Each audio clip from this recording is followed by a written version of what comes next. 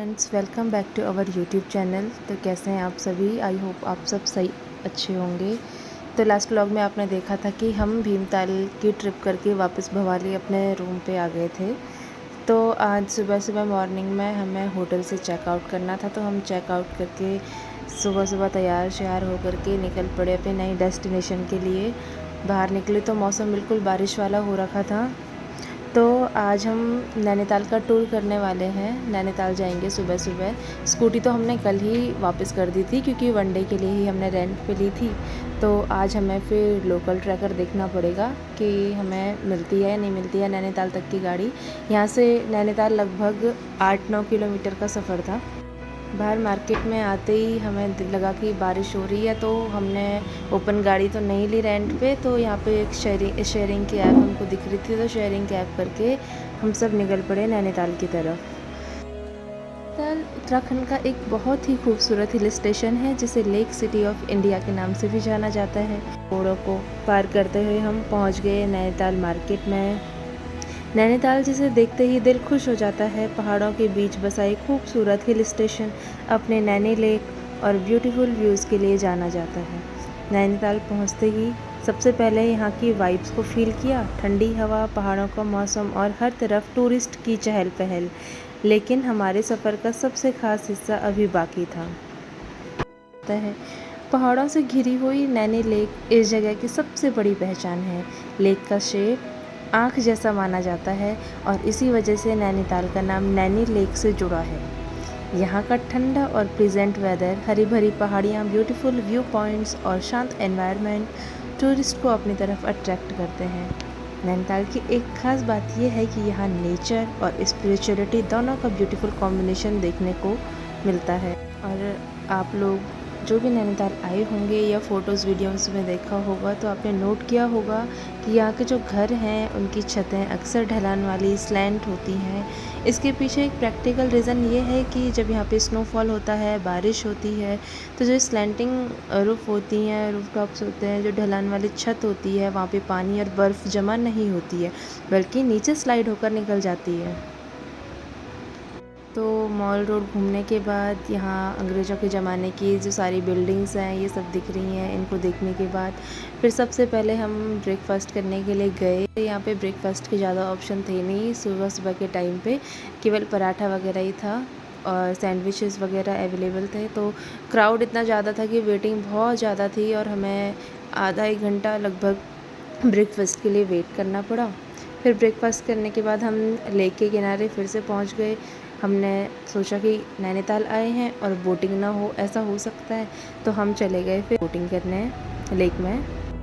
के पास पहुंचते ही सामने का व्यू देखकर हमारा मन खुश हो गया। फिर हम बोट में बैठ गए और शुरू हुई हमारी बोटिंग। चारों तरफ पहाड़, बीच में शांत से लेक और हम दोनों साथ में इस ब्यूटीफुल मोमेंट को एंजॉय कर रहे थे।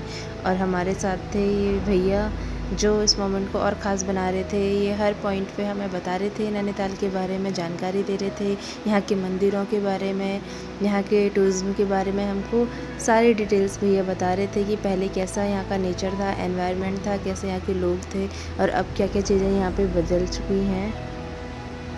इसी लेक के किनारे पे ये पाषाण देवी मंदिर भी जो हमने लेक से ही इसके दर्शन किए। वहाँ जाना हमारा हो नहीं पाया, शायद अगली बारी फिर आएँ तो वहाँ पे जाएं। तो लेक से ही बोटिंग करते समय हमने यहाँ पे दर्शन कर लिए थे। उसके बाद भैया हमें डिटेल दे रहे हैं यहाँ पे लेक की। फिर बोटिंग करने के बाद हमें यहाँ पे ऑटो रिक्शा करना पड़ा मल्लीताल जाने के लिए, क्योंकि नैना देवी मंदिर हमको दर्शन करने जाना था। तो मल्लीताल में ही नैना देवी मंदिर पड़ता है। हम रिक्शा करके मल्लीताल गए, एंटर किया अंदर, वहाँ से भी लेक का व्यू लिया, व्यू देखा, फ़ोटोज़ क्लिक करी और फिर हम गए नैना देवी मंदिर में, जो कि ऐसा कुछ दिखता है बाहर से। यहाँ पे छोटी छोटी आपकी शॉप भी दिखेंगी आपको। सुबह के टाइम पे वैसे ज़्यादा खुली रहती नहीं है शॉप्स, धीरे धीरे खुल रही थी। हम जल्दी इसलिए कर रहे थे क्योंकि उसी दिन हमको वापस अपने डेस्टिनेशन पे वापस आना था, अपने घर वापस आना था देहरादून। तो नैना देवी मंदिर के दर्शन किए हमने, नैना देवी के दर्शन किए। नैना देवी मंदिर में हमने माता के दर्शन किए। अंदर फ़ोन ले जाना अलाउड नहीं था, वीडियोज़ बनाना अलाउड नहीं था, तो इसलिए वहाँ की वीडियोज़ बन नहीं पाई। माता के दर्शन करने के बाद हम वहाँ से सीधे नीचे नैनीताल की तरफ फिर से ऑटो करके आए। वहाँ पे सबसे पहले हमें टिकट कटाना पड़ा, टिकट काउंटर पे लंबी लाइन लगी थी। फिर आधे घंटे वेटिंग के बाद हमारा टिकट कटा तो हम फिर रिक्शे में बैठ के नीचे नैनीताल आ गए और वहाँ से डायरेक्ट हमें आना था हल्द्वानी। और भवाली में हमने अपना सामान रखा हुआ था तो शेयरिंग टैक्सी करके हम जब भवाली आए वहाँ से अपना सामान और लगेज उठाया और सीधे हम बस पकड़ के पहुँच गए हल्द्वानी। तकरीबन 1:30 बजे के आसपास हम हल्द्वानी पहुँचे, क्योंकि उसके बाद वहाँ से आगे हमारी कैब थी देहरादून की जिसका टाइमिंग 2 बजे था, लेकिन आते आते भैया ने 3:30 बजा दी थी। तो लंच करने के बाद 4 बजे हम वहाँ से हल्द्वानी से निकले। हमको अब इतने देर से निकले थे तो ऑब्वियसली था कि हम देर से ही पहुँचेंगे और हुआ भी वैसे ही। और कांवड़ यात्रा चल रही है तो उस वजह से जाम लग रहा था सब जगह, आधा आधा घंटा 1-1 घंटा करके ऐसे डिले होते गया। बीच में हम फिर एक जगह पे चाय पानी करने के लिए रुके थे। चाय पानी हमने तो नहीं पी, इन्होंने चाय पी और मेरा फेस देख के आपको लग रहा होगा कि मैं कितना थक चुकी हूँ। जी पी करके बिल्कुल सो गई थी गाड़ी में और फिर सीधा नींद खुली। हरिद्वार पहुँचते ही इतनी तेज़ बारिश हो रही थी, कांवड़ यात्रा की वजह से जाम लगा हुआ था तो 2-3 घंटे हम जाम में फंसे रहे। उसके बाद इतनी थकान लग रही थी कि मन कर रहा था बस कब रूम पे पहुँचे और कब अपने बिस्तर में जा कर के आराम से सो जाएं और थकान मिटाएं। फिर रात के 12:30-1 बजे के आसपास हम फाइनली देहरादून में पहुँचे और उसके बाद इतनी थकान लग गई थी कि आगे वीडियो एंड करने का भी टाइम नहीं मिला। तो ये थी हमारी जर्नी जो देहरादून से शुरू हुई थी, कैंची धाम, भीमताल, नैनीताल, नैना देवी होकर के फिर वापस हम देहरादून आ गए हैं अपने रूम पे, अपने घर पे।